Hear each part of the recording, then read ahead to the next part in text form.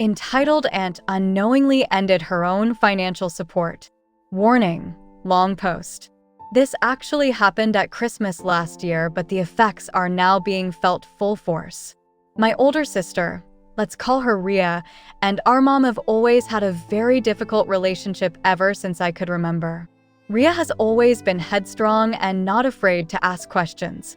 My mom was a very traditional devout Christian who put family above everything first. Bit of a background. My mom was the second eldest of 9 children and moved from the Philippines to the US. She grew up dirt poor in a small province and experienced firsthand the hardship that comes with taking care of a big family. She was the first of her family to graduate college and has always valued education as a means to get out of poverty. She has paid for 4 of her siblings to go to college. Only 2 actually completed and went on to find jobs, and has also paid for several of her siblings' children to go to good schools in the Philippines. Ria had more exposure to the extended family than I did. She was born in the Philippines. I was born in US, 7 years apart. As she got older, she was very outspoken about how she did not agree with my mom financially supporting some of her family because Ria felt as though they were abusing my mom's generosity, especially since mom was frugal with our expenditures here in the US.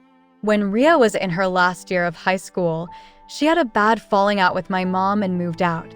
They did not speak for 5 years, although my dad and I kept in touch with Ria. In that time, Ria worked full-time and paid her way through college without any help from my parents at all.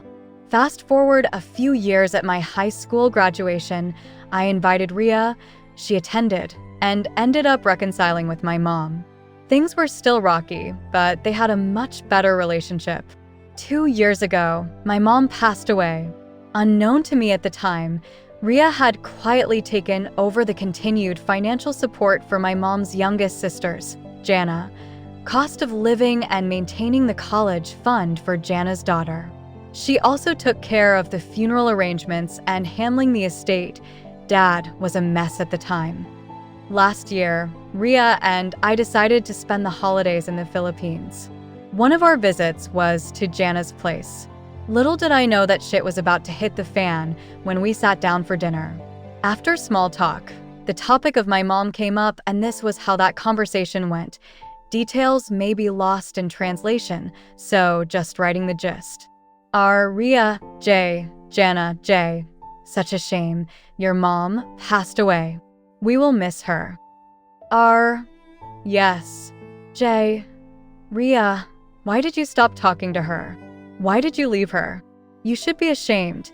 That's not how you treat family. Now, your mom could have raised you better. You always were too headstrong, you know. That's not ladylike.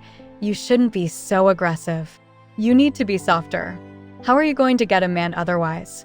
She goes on to say more shit along these lines. Jay turns to me. Don't be like your sister, okay?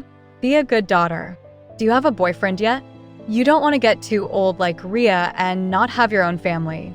That's not following God's plan. Before I could speak, Ria asked her own questions. Why did you drop out and decide to get pregnant when mom was paying for your college? Did you really think that that businessman would leave his wife to take care of you? If you wanted to be a trophy wife, you should have just said so instead of wasting my mom's hard-earned money. At this point, I just decided to watch because Jana was starting to piss me off and Ria has been known to do epic takedowns. Jay, enraged, how dare you come into MY house, eat MY food, and disrespect me? Calmly, technically it's my mom's house. You have food because my mom has been supporting you for the better part of 15 years and you disrespected her by wasting all the opportunities she worked hard to give to you, Jay. I don't need your attitude or your bullshit. I don't need anything from you. You disrespectful bitch. Get the hell out of my house. More rant. Gets up and smiles. You sure you don't need anything from me? You don't want anything from me. I want to confirm that I heard you correctly, Jay. I don't need shit from you. I can take care of myself and my family, and how dare you imply otherwise? Get the hell out of my house, and your father will hear about this. R looks at me. You heard her, let's go. Now, I was surprised by how calmly Ria was taking the diatribe because I've seen her and my mom get into massive shouting matches. More confused than anything, I followed her to the car. R, you heard her right. She doesn't need anything from me. It begins to dawn on me what my sister is about to do. Yeah, R. Okay. We get back to the hotel and my sister promptly stops the auto transfer of funds for Jana's account. We then spend the rest of the week lounging by the beach and hanging out with other cousins. Yesterday, I was talking to one of my cousins and heard that Jana is just now realizing what actually happens when you run out of money. I called up Ria shortly after to give her an update. What? She ran out of money that quick?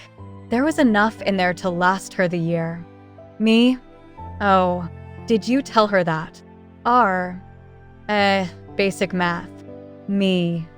Will she lose the house? Nah. It's paid for. As long as she doesn't do something stupid, she should have a roof over her head. Me. Did you also close her kid's college fund? Nope. Not gonna punish the kid for her mom's stupidity.